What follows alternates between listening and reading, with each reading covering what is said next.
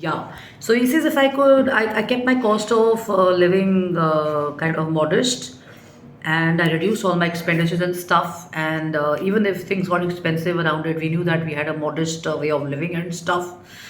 And the point he's saying is that entrepreneurs and other people who are starting something new must practice being prudent in their personal lives as well.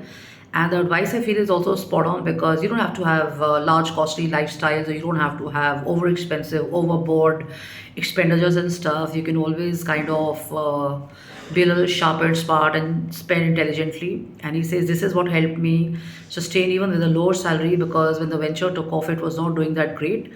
But the modest money that I was earning from that salary was helping me take care of the daily needs and expenditures and stuff.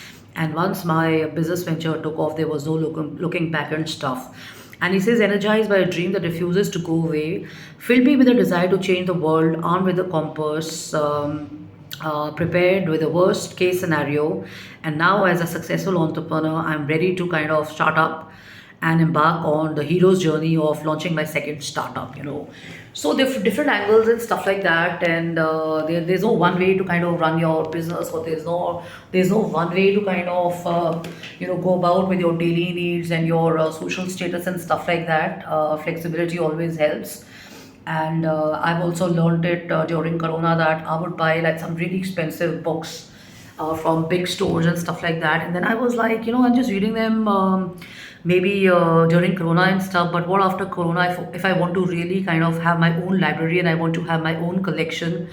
So I became a member of a library, and now I enjoy the perks of being a member with a library. I pay my money at the library and I enjoy more books. And whenever I feel like picking up something which I really like, let's say this book, or the other one that I shared yesterday, this book, and I have this one that I'm reading from and stuff. I have an option of reading more books, and I have an option of kind of getting exposure and knowledge from a varied, assortment of books and stuff. So this is just an example to share that being holistic and being kind of comprehensive around your expenditures and stuff also helps. They don't have to be always expensive. You can have expensive books, so why not? You can always rave about them, and you can always feel great about them. But there's nothing wrong, and it's always a smart bet to kind of stay flexible around it and stuff. So hope this helps. Love and love. Take care.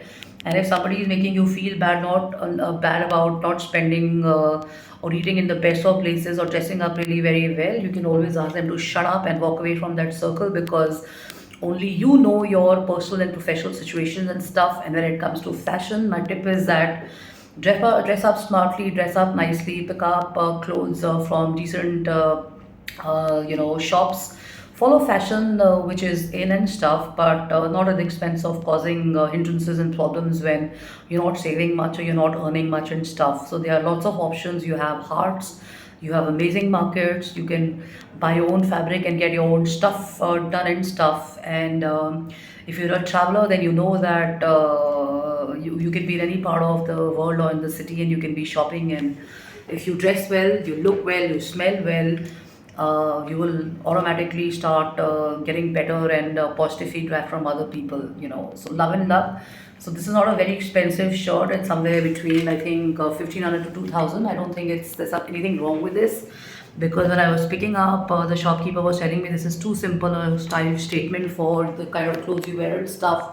But I'm happy with it and stuff. And the jeans that I have here is, I think, from Pantaloon or from Wills or whatever, on a sale.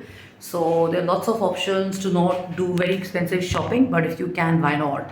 So hope this tip helps. And the point to take away from this is that keep your expenditures humble and modest, and take a risk in keeping your options of incomes flexible. And whenever you can launch yourself better, and you have a better option of picking up a bigger role or a consultancy role or doing your own stuff, then you can always hit back in full good. So got so energized. Okay, so I'm on jashinkapani.im@gmail.com. Please feel free to write in and stuff, and thanks for your messages and likes. And I'm doing good, I'm doing great, and hope you have a great week ahead. Bye bye, take care.